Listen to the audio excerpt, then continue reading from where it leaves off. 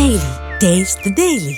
ஒரு பக்கம் 24 25 கட்சி, ஒரு பக்கம் 14 15 கட்சி, நீ 75 வருஷ கட்சி, நீ 60 வருஷ கட்சி. 2 வருஷத்துல முடிச்சாரு பாரு உங்க 2 பேர் கதையும். எப்பேற்பட்ட மக்கள் செல்வாக்க கையில வச்சு சிங்கம் தனியா வந்து உங்க அத்தனை பேரையும் களத்துல காலி பண்ணி ஒரு மகத்தான வெற்றியை பெற்றார் இல்ல. தனி சிங்கலுங்க, ஒரு விசில். ஏதா திமுகவை நிக்க சொல்லு. 234 விசில், 234 ரெட்டலை, 234 உதயசூரியன். நீங்க நின்று இருந்தீங்கன்னா தாவேக்கா 234 சீட் அடிச்சிருக்கும், மொத்தமே அடிச்சிருக்கும். தளபதி தெளிவா இருக்கிறாருங்க. அவரை சாதாரணமா எடை போடுறாங்க. இப்ப தெரிஞ்சுன்னு இருப்பாங்க நம்ம அவரை சாதாரணமா எடை போட்டுட்டோம். அவர் அவ்வளவு கணிக்கிறார். கூட்டணிக்கு கூட கட்சி வரல, ஒரு கட்சி கூட கூட்டணிக்கு வரல. தாவேக்கா அவர் அதை பற்றிலாம் கவலையே படலைங்க. நம்ம தான் ஜெயிப்போம். அப்போ தமிழ்நாடு பூரா அவரை அலட்சி, தமிழ்நாடு முழுவதும் அவர்கிட்ட நெட்வொர்க் இருக்குது. மற்ற சீட்டுக்கு என்ன பண்ண போறீங்க? எப்படி செய்வார்? ஏதா பண்ணுவார்? டேய் வேற லெவலில் பண்ணுவார் பாரு. எப்பன்னா அவர் அசந்து பார்த்துருக்கிறீங்களா? சர்வசாதாரணமாக இருப்பார். அவங்கெல்லாம் கனவுல நினச்சி பார்க்க முடியாது சார். நாமெல்லாம் எம்எல்ஏவான்னு அவங்க சொந்தக்காரலாம் அப்படியே மயக்கமாயிட்டு இருப்பாங்க. என்னது பல்லவி எம்எல்ஏவா அப்படின்னு மயக்கப்பட்டு வந்துட்டு இருப்பாங்க. புரியுதுங்களா? அப்பேற்பட்ட ஒரு மேஜிக்கை நிகழ்த்தி காட்டிய தலைவர் விஜய். திமுக செய்யவே முடியாது. கரெக்ட் தானே? முடியாதுங்க, நினைச்சு கூட முடியாதுங்க. இன்னும் செய்வாருங்க. ஏழை பங்காளங்க அவரு, ஒடுக்கப்பட்ட மக்களின் பாதுகாவலருங்க அவரு. இன்னும் செய்வாருங்க தளபதி விஜய். பாருங்க 2029 நாடாளுமன்ற தேர்தலை பாருங்க, அதுக்கு முன்னாடி நடைபெற போகிற உள்ளாட்சி தேர்தலை பாருங்க. தமிழ்நாட்டில் இருக்கிற அத்தனை மாநகராட்சியும் தமிழக வெற்றி கழகம் தான் கைப்பற்றும். அத்தனை உள்ளாட்சிகளையும் கைப்பற்றும், அத்தனை நகராட்சிகளையும் கைப்பற்றும். நீங்க பாருங்க, 40க்கு 40 தமிழக வெற்றி கழகம் அடிக்கும். நாங்க தான் 40க்கு 40 பிடிப்போம். 2029 நாடாளுமன்ற தேர்தலில் இந்திய அரசியலே தளபதி விஜய் தான் தீர்மானிப்பார். எழுதி வச்சுங்க, இப்பவே நான் சொல்றேன், எழுதி வைங்க. நீங்க பாருங்க.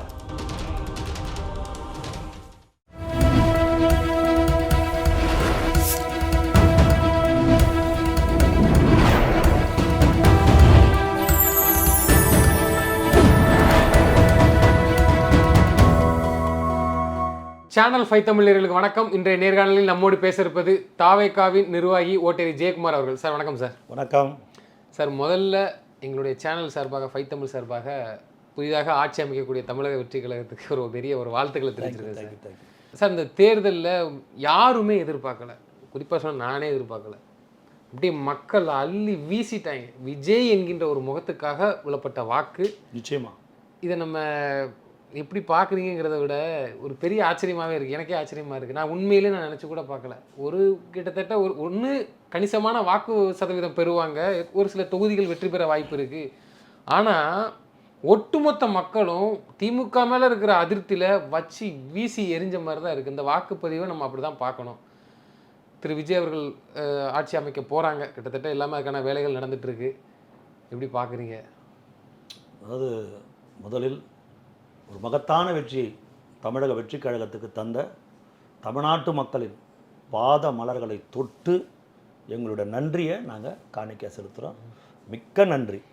ஏன்னா அவருடைய குரலுக்கும் மரியாதை கொடுத்து, தளபதியுடைய வார்த்தைக்கும் மரியாதை கொடுத்து, இவ்வளவு ஒரு எழுச்சியான ஒரு வெற்றியை, கிட்டத்தட்ட 1,75,00,000 ஓட்டு, 1,75,00,000 ஓட்டு என்பது ஒரு சாதாரண விஷயம் கிடையாது. இது ஒரு வரலாற்று புரட்சி, இது ஒரு விசில் புரட்சி, இது ஒரு வரலாற்று புரட்சி. இப்படி ஒரு மகத்தான வெற்றியை இந்த மக்கள் தந்திருக்கிறார்கள் என்கிற பொழுது உண்மையிலே தமிழ்நாட்டு மக்களுக்கு நன்றி சொல்லணும். இப்போ நீங்கள் சொன்னீங்க நாங்களே எதிர்பார்க்கல அப்படின்னு. ஆனால் நாங்கள்லாம் எதிர்பார்த்தோம். இந்த சேனல்லே நாங்களாம் சேனல் சொல்லியிருக்கீங்க, ஒரு தீர்க்கதரிசியாகவே உங்களை இப்போ பார்க்குறாங்க. நாங்களாம் தொடர்ச்சியாக சொன்னோம். ஏன்னா இவருக்கு கூடிய கூட்டம், நடிகருக்கு கூடிய கூட்டம்னு சொல்லும்போது நான் அது பல இடத்துல மறுத்தேன். ஒரு நடிகருக்கு இப்பேற்பட்ட கூட்டம் கூடாது. இவர்கிட்ட மக்கள் எதையோ எதிர்பார்க்குறாங்க. ஒரு தலைவனுக்கு கூடுகிற கூட்டம், ஒரு மக்கள் தலைவனுக்கு கூடுகிற கூட்டம். தமிழ்நாட்டில் எந்த ஒரு அரசியல் கட்சி தலைவனுக்கும் இந்த அளவுக்கு கூட்டம் கூடியிருக்காது. அவங்க முகத்தில் இருக்கிற அந்த மலர்ச்சி, அவங்க முகத்தில் இருக்கிற ஒரு சந்தோஷம், ஓட்டு கேட்க போகும்போது நாங்கள்லாம் நாங்கள் ஒவ்வொரு இடங்களையும் ஓட்டு கேட்க தெருவாக அந்த திறந்த வேனில் வேட்பாளர்களோடு நாங்கள் வாக்கு கேட்டு போகும்போது அந்த மெத்த மேலே இருக்கிறவங்க, பால்கனியில் இருக்கிறவங்க, தெருவில் நடந்து போகிறவங்க, பஸ் ஸ்டாண்டில் இருக்கிறவங்க, பூ வியாபாரம் பண்ணுறவங்க, காய்கறி வியாபாரம் செய்கிறவங்க, அவங்க டிஃபன் கடை, இப்படி எல்லாரையும் பார்க்குறோம். அவங்க முகத்தில் அந்த மலர்ச்சி, அவர் பேரை சொல்லும்போது அந்த முகத்தில் ஒரு எழுச்சி, ஒரு சிரிப்பு. ஏன்னா நான் பல தேர்தலை பார்த்துருக்கிறேன். நான் 89லேருந்து களத்தில் பணியாற்றுக்கிறேன். 89 தேர்தலேருந்து இறங்கி வேலை செய்கிறேன். பல பூத்துக்கு ஏஜென்ட்டை நியமனம் செஞ்சுருக்கிறேன். புரியுதுங்களா? நான் 10ஓட 1 11 வேலை செய்யலை, ஏஜென்ட்டுங்களை நியமித்து வேலை செஞ்சுருக்கிறேன் 89லேருந்து. ஆக நாங்கள் எத்தனையோ வேட்பாளர்களோடு போயிருக்கிறோம். ஆனால் தாவேக்கா வேட்பாளரோடு செல்லும்போது அந்த மக்கள்கிட்ட அந்த ஒரு ரிசீவை பார்த்தோம். அப்போவே கணிச்சோம், இது ஏதோ ஒரு பெரிய லெவலில் நடக்க போகுது அப்படின்னு கணிச்சோம். அதே மாதிரி மக்கள் ஒரு மகத்தான வெற்றியை தலைவருக்கு கொடுத்துருக்குறாங்க. இது ஒரு பெரிய அலை, விஜய்க்கு ஆதரவாக சுனாமி அலை மாதிரி 75 ஆண்டுகள் பவள விழா கண்ட கட்சி திமுக. ஆனால் தாவேக்கா ஒரு பால்வாடி கட்சி அப்படின்னு ஏளனம் பேசுகிறாங்க. இவரெல்லாம் எங்கள் கட்சி நடத்த போகிறாரு, சும்மா ஒரு 6 மாதத்தில் கட்சியை மூடிட்டு போயிடுவாருன்னாங்க. ஒரு கட்சியை ஆரம்பித்தார், கட்சியை நடத்தினார், பிரம்மாண்டமான மாநாடுகளை நடத்தி காட்டினார். அவருக்கு எதிராக எவ்வளவோ சதி வலைகள் பின்னப்பட்டது. 41 உயிர்களை, விலை மதிப்பில்லாத உயிர்களை சூழ்ச்சிக்கு பலியாக கரூரில் தந்தோம். புரியுதுங்களா? அவ்வளவு பாதிப்புகள். ஜனநாயகம் படம் வெளிவராத செஞ்சாங்க, சிபிஐ மூலமாக நெருக்கடி கொடுத்தாங்க, எவ்வளவோ தொல்லைகள் கொடுத்தாங்க.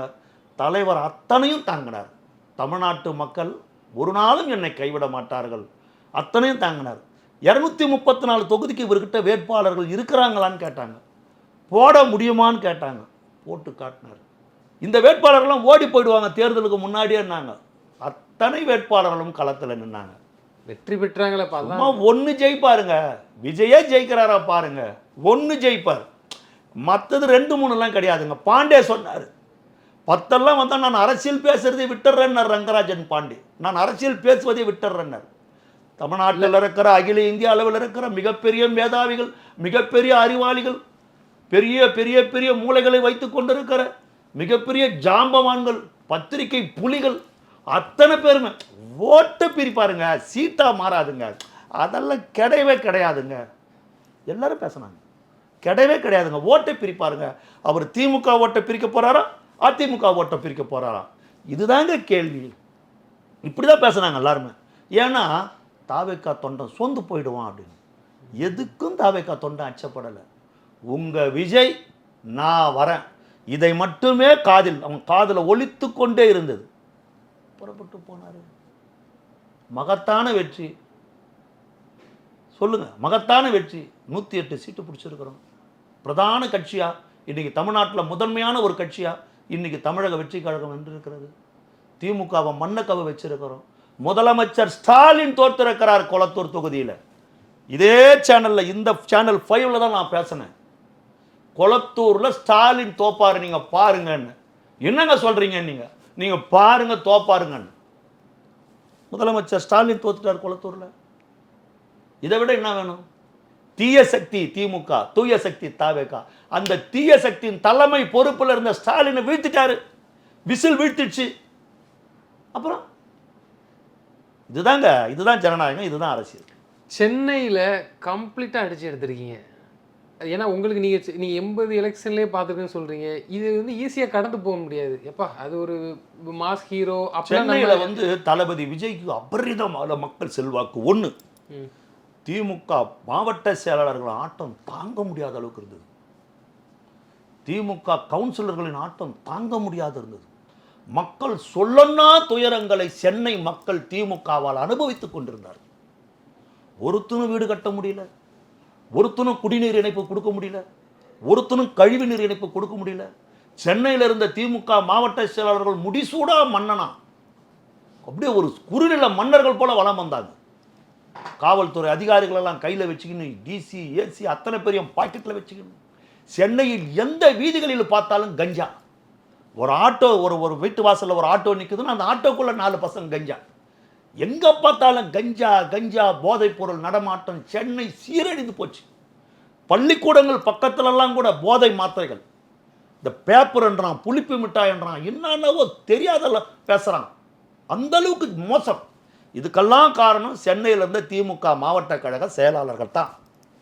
அதனால தான் திமுக படுதோல்வியை சென்னையில் சந்திச்சு. தலைவர் விஜயின் அலை ஒரு பக்கம், இவங்க பண்ண அமக்கலம் மறுபக்கம். சட்டசபையில் திரு விஜய் அவர்கள் குரல் ஒலிக்க போகுது. அதே நேரத்தில் எதிர்க்கட்சியாக திமுக இருக்குது. ஸோ ஆளுங்கட்சிக்கு வந்து தொடர்ச்சியாக சொல்லுவாங்க, ஆளுங்கட்சிக்கு என்றைக்குமே திமுகவுக்கு எந்த தகுதியும் கிடையாது, அது ஆளுங்கட்சிக்கு தகுதியற்ற கட்சின்ட்டு. ஆனால் எதிர்க்கட்சி, பிரதான எதிர்க்கட்சிக்கு நல்ல கட்சி திமுக கட்சி. எப்படி எதிர்கொள்ள போகிறீங்கிறத தாண்டி, ஏன்னா இந்த 5 வருஷம் அவங்க வச்சுட்டு போன கடன், தேர்தல் வாக்குறுதிகள் எப்படி சார் சாத்தியமாகும்? எல்லாத்தையும் பார்ப்பார் சார். அவர் எவ்வளவோ பார்த்துட்டாரு. அவர் சொல்ல பாருங்க, எவ்வளவோ பார்த்துட்டோம், இதை பார்க்க மாட்டோமா? அந்த மாதிரி எவ்வளவோ பார்த்துட்டார் சார். அவர் பார்ப்பார். புரியுதுங்களா? ஒரு பக்கம் 24 கட்சி திமுக கூட்டணி, திமுக, காங்கிரஸ், விடுதலை சிறுத்தை, 2 கம்யூனிஸ்ட்டு, கருணாசை கூட விடல, தேமுதிகவை கூட கூப்பிட்டு போட்டுக்கினாங்க. ஒரு பக்கம் 24 25 கட்சி திமுக பக்கம். இன்னைக்கு ஃபீல் பண்ணிருப்பாங்களோ இந்த நாட்டை ஆள்ற பிஜேபி, அதிமுக, பிஜேபி, பாட்டாளி மக்கள் கட்சி, அத்தனை பேரும் கிட்டத்தட்ட 14 கட்சி ஒரு பக்கம். 24 25 கட்சி, ஒரு பக்கம் 14 15 கட்சி. நீ 75 வருஷ கட்சி, நீ 60 வருஷ கட்சி. 2 வருஷத்துல முடிச்சா இருப்பாரு உங்க 2 பேரு கதையும். எப்பேற்பட்ட மக்கள் செல்வாக்க கையில வச்சு 24 கட்சி வச்சிருக்கிற உன்னை விட 14 கட்சியோட வந்திருக்கிற உன்னை விட சிங்கம் தனியா வந்து உங்க அத்தனை பேரையும் களத்துல காலி பண்ணி ஒரு மகத்தான வெற்றியை பெற்றார் இல்ல. தனி சிங்கலுங்க, ஒரு விசில். ஏதா திமுகவை நிக்க சொல்லு. 234 தொகுதியில் நாங்கள் 233 ஒரு இடம் இல்லை, 233 தொகுதியில் நாங்கள் விசில போட்டோம். 233 தொகுதியில் சூரியன் நின்று இருந்தா, 233 தொகுதியில் இலை நின்று இருந்தா சார் 234 சீட்டை நாங்கள் தான் சார் பிடிச்சிருப்போம். 234 விசில், 234 ரெட்டலை, 234 உதயசூரியன் நீங்க நின்று இருந்தீங்கன்னா தாவேக்கா 234 சீட்டு அடிச்சிருக்கோம், மொத்தமே அடிச்சிருக்கோம். உங்க ஓட்டெல்லாம் என்னங்க? 1,20,00,000 ஓட்டு என்னவோ திமுக வாங்கிக்குது, 15 லட்சம் ஓட்டு என்னவோ. இத்தனை கட்சி 24 கட்சி கூட வச்சு, காங்கிரஸ், விடுதலை சிறுத்தை, கம்யூனிஸ்ட் எல்லாத்தையும் வச்சு 1,10,00,000 ஓட்டு என்னவோ தான் வாங்கி இருக்குது அதிமுக. இத்தனை கட்சி கூட வச்சு ஒரே கட்சி 1,75,00,000 ஓட்டுக்கு மேல வாங்கி இருக்குது. தமிழ்நாட்டு அரசியல், இந்திய அரசியல் வரலாறையே புரட்டி போட்டிருக்கிறார் தளபதி விஜய். இது எவ்வளவு பெரிய சாதனை, எவ்வளவு பெரிய சாதனை. நடிகர்கள்லாம் என்ன ஆனாங்க தெரியுமா? சிரஞ்சீவி என்ன ஆனாரு, பவன் கல்யாண் என்ன ஆனாரு, சிவாஜி கணேசன் என்ன ஆனாரு, அவரு என்ன ஆனது. சும்மா இந்த கதையெல்லாம் விடாதீங்க. தளபதி தெளிவா இருக்கிறாருங்க. ஏங்க அவரை மாதிரி அரசியல் வியூகத்தை கணிக்க முடியாது. அவரை சாதாரணமா எடை போடுறாங்க. இப்ப தெரிஞ்சுன்னு இருப்பாங்க நம்ம அவரை சாதாரணமா எடை போட்டுட்டோம். அவர் அவ்வளவு கணிக்கிறார். கூட்டணிக்கு கூட கட்சி வரல, ஒரு கட்சி கூட கூட்டணிக்கு வரல, தாவேக்கா அவர் அதை பற்றிலாம் கவலையே படலைங்க. நம்ம தான் ஜெயிப்போம். அப்போ தமிழ்நாடு பூரா அவரை அலசி, தமிழ்நாடு முழுவதும் அவர்கிட்ட நெட்வொர்க் இருக்குது, அவர்கிட்ட. இப்போ 108 சீட்டு தானே இருக்குது. மற்ற சீட்டுக்கு என்ன பண்ண போறீங்க? எப்படி செய்வார், ஏதா பண்ணுவார்? டேய் வேற லெவலில் பண்ணுவார் பாருங்க. அதான் வர தயாராக இருக்கிறாங்களே, வேற லெவலில் பண்ணுவாருங்க. ஏங்க அவர் எப்பன்னா அவர் அசந்து பார்த்துருக்கிறீங்களா? அவர் எதுக்காவது பதட்டப்பட்டுக்கிறாரா? எதுக்காவது பதட்டப்பட்டு அவர் பதில் சொல்லியிருக்காரு நீங்கள் பார்த்துருக்குறீங்களா? எப்போனா சர்வசாதாரணமாக இருப்பார். புரியுதுங்களா? அவர் வேற லெவலில் பண்ணுவாருங்க, வேற லெவலில் பண்ணுவார். நிச்சயமா சார். கடுமையாக விமர்சித்த கட்சி நாம் தமிழர், சொல்லி தான் ஆகணும். அவர்கள் விமர்சிக்காத விமர்சனங்கள் கிடையாது. திரு விஜய் அவர்கள் வந்து எந்த ரியாக்ஷன் கொடுக்காம கடந்து போங்கப்பா பார்த்துக்கலாம் அப்படின்னே சொல்லி அவரது பாணி ஒரு வேற மாதிரி இருந்துச்சு. மக்களை வந்து தற்கூரியா நீ என்ன சொல்கிற, அப்போது அந்த இடத்துல வந்து மக்களுடைய அதிருப்தி வந்து பயங்கரமாக ரிஃப்ளெக்ட் ஆகிருக்கு. இந்த தேர்தல் முடிவில் பார்த்துருப்போம். அதை எப்படி பார்க்குறீங்க? நாம் தமிழர் சார், அதாவது தளபதி விஜய்க்கு எதிராக ஒரு படத்தை சொன்னும்போது, பராசக்தின்ற ஒரு படம், நீ ஓசியில் டிக்கெட்டு கொடுத்து கூட மக்கள் பார்க்க தயாராக இல்லை. நல்லா பாருங்க. அதை வந்து சீமான் புரிஞ்சிருக்கணும். என்னடா ஒரு சினிமா படம், வாசலில் நின்று கூவி டிக்கெட்டை கொடுக்குறான், ஃப்ரீயாக கொடுக்குறோம் உட்காருங்கன்னு பப்ளிக் போய் உட்காந்து அந்த படத்தை பார்க்க தயாராக இல்லை. ஏன்னா விஜய்க்கு எதிராக அந்த படம்ன்ற மாதிரி திமுக பிரச்சாரம் பண்ணதுடைய விளைவு, அதனுடைய விளைவு. அப்போ சீமான் உஷாராயிருக்கணும். நாம் தமிழர் கட்சி இவ்வளவு மோசமாக போனதுக்கு அந்த சாக்கடை தான் காரணம். சாக்கடை துறைமுருகன் ஒருத்தர் இருக்கிறான்ல, அவன் தான் காரணம். முருகனா? அவன் தான் காரணம். அவன் தேவையில்லாத ரொம்ப கடுமையாக விமர்சனம் செஞ்சு தளபதியெல்லாம் மக்களுடைய பயங்கரமான ஆத்திரத்துக்கு அவங்க ஆளாயிட்டாங்க. அவர் சீமான் பார்த்தீங்கன்னா 4வது இடம் போயிட்டாருங்க.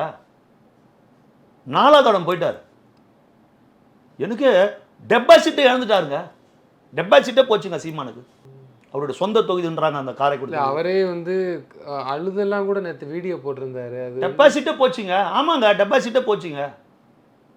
டெபாசிட்டே போச்சு. சீமானுக்கு டெபாசிட்டே போச்சு. ஆமாம், உங்களுடைய பேச்சு, உங்களுடைய இது நடத்த எதுவுமே சரியா இல்லை. உங்களுடைய நடவடிக்கைகள் எதுவுமே சரியா இல்லை.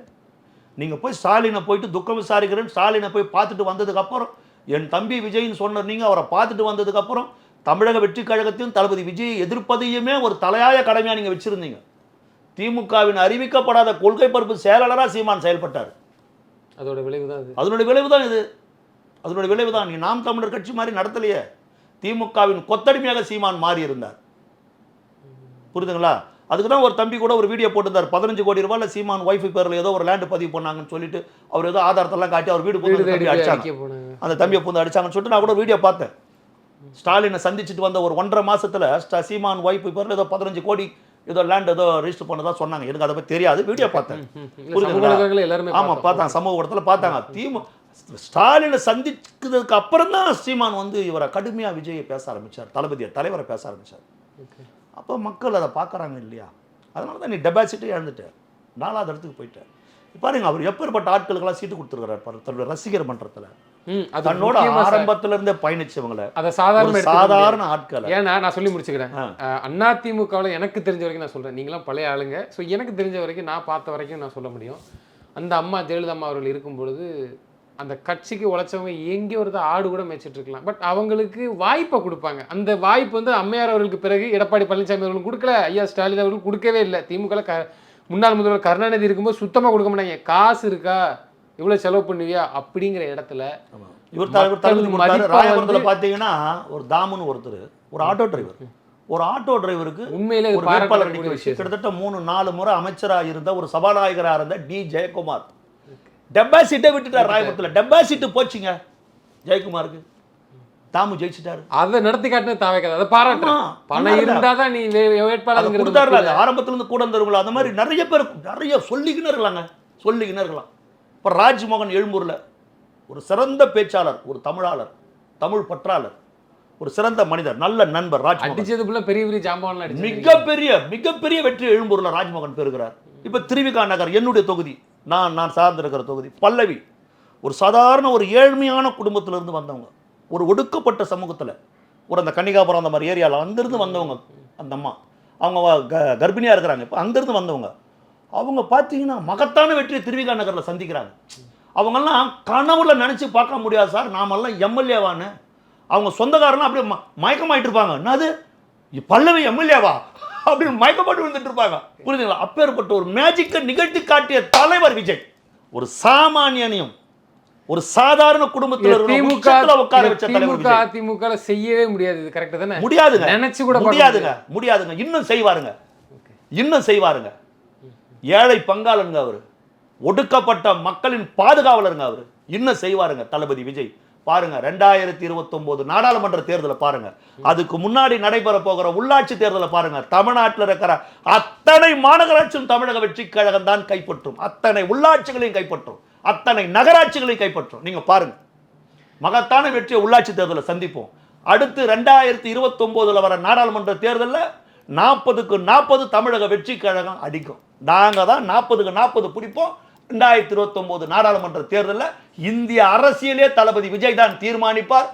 எழுதி வச்சுங்க, இப்பவே நான் சொல்றேன், எழுதி வைங்க. நீங்க பாருங்க, நீங்க சொல்றீங்க எழுதி வைங்க சொல்றீங்க, ஆனா அதே மாதிரி நடந்துருது சார். அதுதான் சொல்றேன், எழுதி வைங்க பாருங்க. 40க்கு 40 அடிப்போம். நீங்க பாருங்க. நிச்சயமா சார். தொடர்ந்து தங்களது கருத்துக்களை பண்ணமைக்கு நன்றி.